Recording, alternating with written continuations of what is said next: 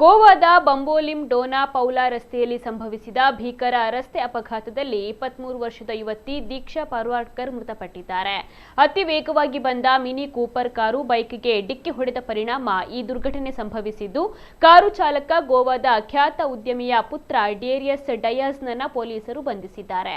ಮೃತ ದೀಕ್ಷಾ ಮತ್ತು ಆಕೆಯ ಸಹೋದ್ಯೋಗಿ 26 ವರ್ಷ ಪ್ರಾಯದ ಅರುಣ್ ಕುಮಾರ್ ಗೋವಾದ ಪಂಚತಾರಾ ಹೋಟೆಲ್ನಲ್ಲಿ ಕೆಲಸವನ್ನ ಮಾಡ್ತಾ ಇದ್ರು. ಭಾನುವಾರ ರಾತ್ರಿ ಕೆಲಸವನ್ನ ಮುಗಿಸಿಕೊಂಡು ಇಬ್ಬರು ಬೈಕ್ನಲ್ಲಿ ಮನೆಗೆ ತೆರಳ್ತಾ ಇದ್ರು. ಈ ವೇಳೆ ಹಿಂದಿನಿಂದ ಅತಿ ವೇಗವಾಗಿ ಬಂದ ಮಿನಿ ಕೂಪರ್ ಕಾರು ಇವರ ಬೈಕ್ಗೆ ಗುದ್ದಿದೆ. ಡಿಕ್ಕಿಯ ರಭಸಕ್ಕೆ ಬೈಕ್ ಸವಾರರು ಸುಮಾರು 50 ಮೀಟರ್ ದೂರಕ್ಕೆ ಎಸೆಯಲ್ಪಟ್ಟಿದ್ದಾರೆ. ದೀಕ್ಷಾ ಆಸ್ಪತ್ರೆಗೆ ಸಾಗಿಸುವ ಮಾರ್ಗ ಮಧ್ಯೆ ಸಾವನ್ನಪ್ಪಿದ್ದು, ಅರುಣ್ ಕುಮಾರ್ ಗೋವಾ ಮೆಡಿಕಲ್ ಕಾಲೇಜಿನಲ್ಲಿ ಸಾವು ಬದುಕಿನ ನಡುವೆ ಹೋರಾಡ್ತಾ ಇದ್ದಾರೆ.